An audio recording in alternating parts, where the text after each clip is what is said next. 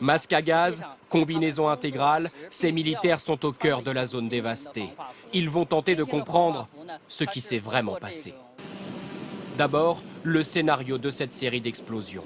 Sur ces images filmées par une caméra fixée à l'avant d'un véhicule, on distingue une première déflagration.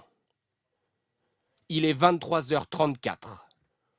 Le conducteur s'arrête. Plutôt que d'entrer sur le parking, il recule, à raison. 30 secondes plus tard, nouvelle explosion, 7 fois plus puissante que la première. On le sait désormais, tout est parti d'un incendie. Qu'y avait-il dans l'entrepôt? Des produits chimiques, dangereux et toxiques. Mais les pompiers le savaient-ils quand ils ont voulu maîtriser le feu? Probablement pas. Selon certains journalistes chinois, ils auraient utilisé des lances à eau. C'est le début de la catastrophe. Car dans l'entrepôt, il y avait du carbure de calcium, une poudre qui libère un gaz hautement explosif lorsqu'elle est arrosée.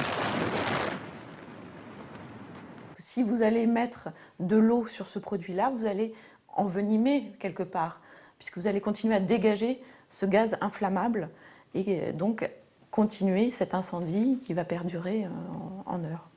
Aujourd'hui, dans le ciel de Tianjin, il y a toujours ces épaisses fumées noires. Alors, quel est le niveau de la pollution?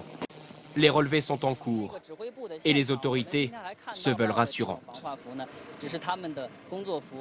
La qualité de l'air n'aura aucun impact sur la vie de nos concitoyens. Même si, comme je vous l'ai déjà dit, la situation n'est pas tout à fait claire.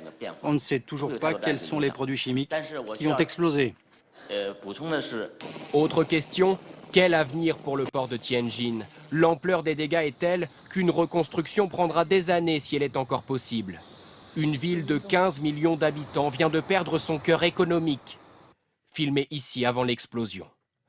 À 150 km de là, Pékin est privé de son point d'entrée sur la mer. Les conséquences sur l'économie chinoise pourraient être considérables.